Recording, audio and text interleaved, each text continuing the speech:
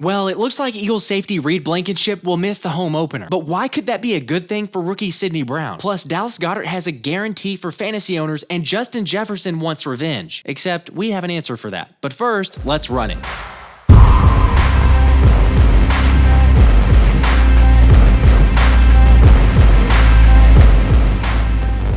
Here we go, one day away, and let's start with our guy Jalen Hurts being put on the cover of Time magazine after he was announced being one of the 2023 members recognized for his leadership. And yeah, I think we're all thankful for Jalen's leadership, but it's what the article shared that's probably the most impressive, saying that this summer, Jalen and Hall of Famer Peyton Manning texted each other screenshots of plays that were scribbled on pieces of paper during their ongoing exchange of ideas, with Manning sharing that Hurts has continually been trying to gain a better understanding of his red zone mentality, sending voice memos and constantly asking questions, saying you didn't hear him talk a lot about the contract, it's let's go to work. You can tell that he's motivated and not satisfied with a great season. He wants to go back and take that next step. That says a lot about him. I love to hear that, and let's be honest, probably not a better person to learn from on how to read a defense. So won't be long until Jalen's playing like Baker Mayfield. Wait, what? Okay, in case you hadn't heard already, Buccaneers running back Rashaad White shared that Baker Mayfield figured out the Vikings defense last week, saying, I just remember Bake came in the locker room literally at halftime. He said,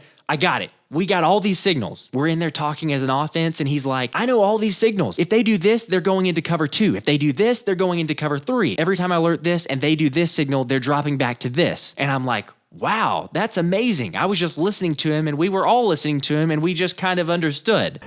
This is almost too easy. Yeah, well, apparently it wasn't easy enough, with it being pointed out that in the second half, Baker passed for 5.8 yards per attempt, and the Bucs went 3.7 yards per play, scoring just 10 points. 7 of those after a penalty on a field goal gave a new set of downs. So maybe not the best week for a dude who was getting all the tells. But either way, I expect Jalen and the Eagles offense to be clicking, or at least much better than they did against the Patriots, and also the defense to force Cousins into more than a couple bad decisions, although I don't think tomorrow's going to be quite as big of a blowout as it was last season. However, I still think this one's more comfortable than week 1, so give me the Birds -7 as I'm calling the Eagles to win by a score of 34-24. And while we're talking about picks, I think a same game parlay of Philly covering the spread and Dallas Goedert over 49.5 receiving yards is a pretty strong play. Since I've shared before, I think he's going to go off. By the way, in case you're looking to get in on the action, I've got a pretty sweet promo courtesy of our friends at DraftKings where a $5 bet gets you a $200 bonus. So check out the description if you're interested. Also might be worth a flyer on a Dallas Goedert first touchdown scorer, plus 1,500 odds aren't bad because the tight end kind of needs a win in fantasy. Obviously, it's not very much fun. Fantasy owners aren't too happy with me, but Eagles fans, we got the win, and that's what we care about. Do you hear a lot of that? With fantasy owners, yeah, they weren't too happy with me. People were yelling at me about stuff like that, but I don't really care about that. I have myself on fantasy. I didn't win, probably because of myself. So, move on to next week. Okay, true. The most important thing is the win, although Goedert did say that he's starting himself this week and expects a much bigger performance, since that was the first time in 59 consecutive games that Goedert hadn't recorded a single catch. And A.J. Brown agreed, saying, I'm sure he's going to have a good game tomorrow. Hey, everyone! Come and see how good I look! Yeah, well, hopefully that's the case, but like we've talked about, it really comes down to the play calling as well as the execution of those play calls. With offensive coordinator Brian Johnson saying Dallas is obviously a fantastic player, and we have to do a great job to try to find ways to get him the ball. Plus, it's sounding like more involvement will be coming for DeAndre Swift and Rashaad Penny, as the Inquirer's Jeff McClain reported Kenny Gainwell will officially not be playing, where Jeff Kerr has a strong feeling Rashaad Penny will be activated. Well, I'd hope so, but I'll also be curious to see the dynamic duo from Swift as we get him more involved, as well as the shifty tank in Rashaad, who averages nearly 6 yards per carry when healthy. Although, talking about that health, we got a surprise that Reed Blankenship, who most, including myself, seemed to not be worried about earlier in the week, sounds like he will officially miss tomorrow's game, meaning rookie Sidney Brown would likely get his first start, with him being listed as the backup behind Reed on the team's depth chart. Okay, yeah, so this is not great news, and we need Reed, no doubt, but for a fill-in game, I think we'll be okay. After all, we've had others like Thomas Peterson saying, I've seen enough, Sidney Brown needs to start over Justin Evans ASAP. The speed to the edge and physicality over the middle was missing big time versus the Patriots, and Brown brings that. Okay, well, it's not Justin Evans, and I think most of us realize you're not going to replace Reed, but maybe this is Brown's audition to end up starting next to the Ghost when he gets back fully healthy. Because yeah, like we've talked about and noticed on the tape, Brown does bring that next level of physicality and athleticism. Plus, he's more than ready with his mindset. I want to be a feared player. That's kind of my mindset going into this. But then again, like, I just play with that intensity every single day. I mean, you're going to connect at some point, and you're going to feel it. You know what I mean? I don't want to. My intention isn't to hurt people, but if you're carrying that football, yeah.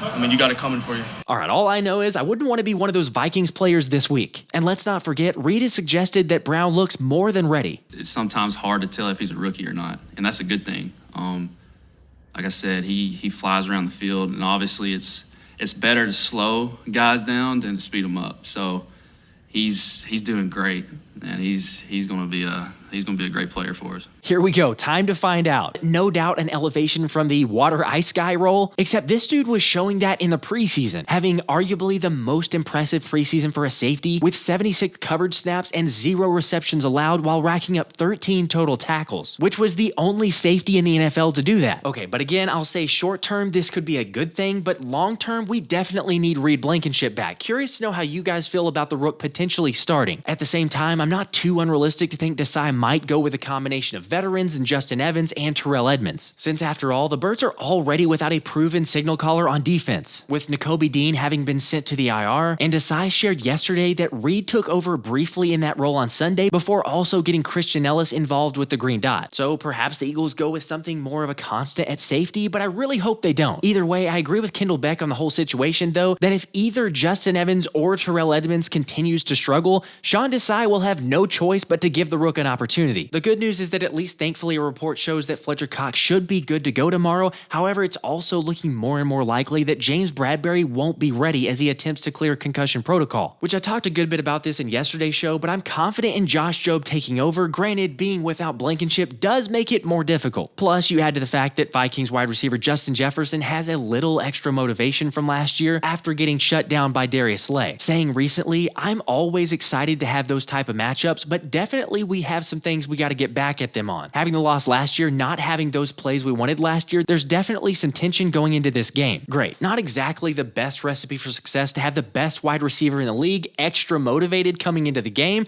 but what do we expect? However, Slay seems to be in peak form, saying he made the play of his life on this play Sunday where he baited Mac Jones to throw a deep ball before recovering and nearly making the interception. Yet, hold on, the 32-year-old did say he can be better and will be better since he was also beat on at least one play by Pat's wideout Kendrick Bourne. So the question is, how concerned should we be about Justin Jefferson or Jordan Addison for that matter? Personally, I think the biggest threat on the Vikings is tight end TJ Hawkinson, since New England's tight end combo of Hunter Henry and Mike Gesicki combined for 8 catches, 92 yards, and 1 touchdown, constantly finding the soft weakness in the Eagles' zone and exploiting it for big gains, which Desai admitted the coaching could have been better, as well as some technique and fundamental things with players to put them in better situations. Alright, yeah, hopefully we see that, because otherwise Hawkinson's gonna have a field day, although it sounds like Cousins could struggle to find enough time in the pocket, since the Vikings reported that center Garrett Bradberry isn't likely to play on Thursday due to a lower back injury and continually missing practice, while left tackle Christian Darisaw will most likely give it a go as he injured his ankle against the Bucs last week but did come back in the game, so it would be a surprise if he doesn't suit up and start against the Eagles. And then on the other side of the ball, edge rusher Marcus Davenport is more of a wild card, with him warming up last Sunday before the game but not playing, and then being limited in practices while also reportedly showing a noticeable limp. Alright, so not the ideal situation for the Vikes either, but I'd rather be in our position playing at home, which by the way, the Eagles are planning to do a Light Up the Link light show during the team intro, so make sure to download the Eagles app if you for some crazy reason haven't already, and complete the couple steps so you're ready to go. Also, let me know if you end up trying some of the brand new food options the Link's unveiling, like the Slim Chicken 2.0 sandwich with an apple fritter and frosted flakes, or the cannoli nachos that are for sure going to require a side of insulin with them. But in case you're not going to the game, feel free to swing by for our live stream of all the action where we'll be doing play-by-play along with highlights as well as another cool giveaway. Alright, let me know what your final score prediction is for this one and what are the biggest keys for this game. I think we'll start off 2-0. This has been the Philly Special.